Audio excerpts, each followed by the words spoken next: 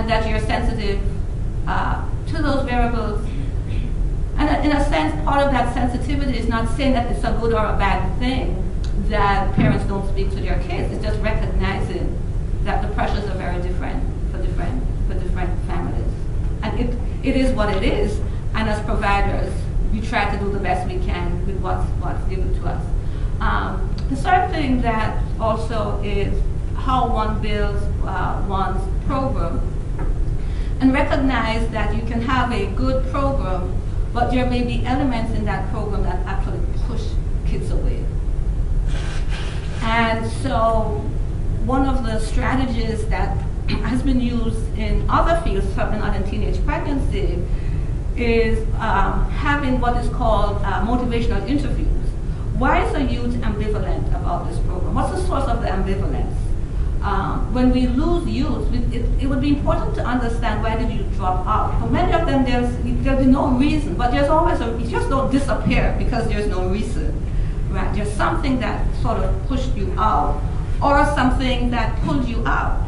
Family variables are likely to pull you out, but you can be pushed out of an intervention because of the intervention itself.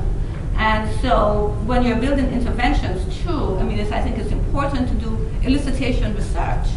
I think as the speaker said this morning, oftentimes we as adults think that we can speak for kids.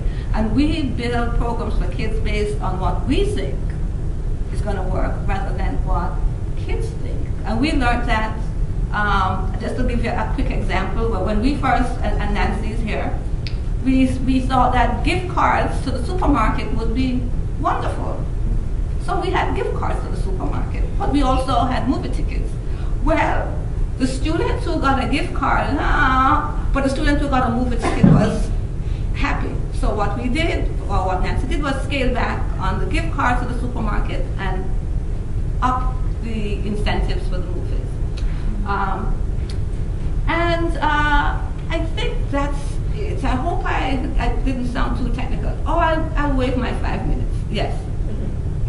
I have a question for you in terms of speakers. Did you study any correlation between the gender of the person giving the presentation and the retention from the students, the feedback from the students, whether it was a woman or a male that presented the information? That's a good question. But I'm going to, I think I'm going to wrap up, and then I'll have Dr. Coppola field questions, and then we'll yeah. So you're finished? Yeah, I'm finished.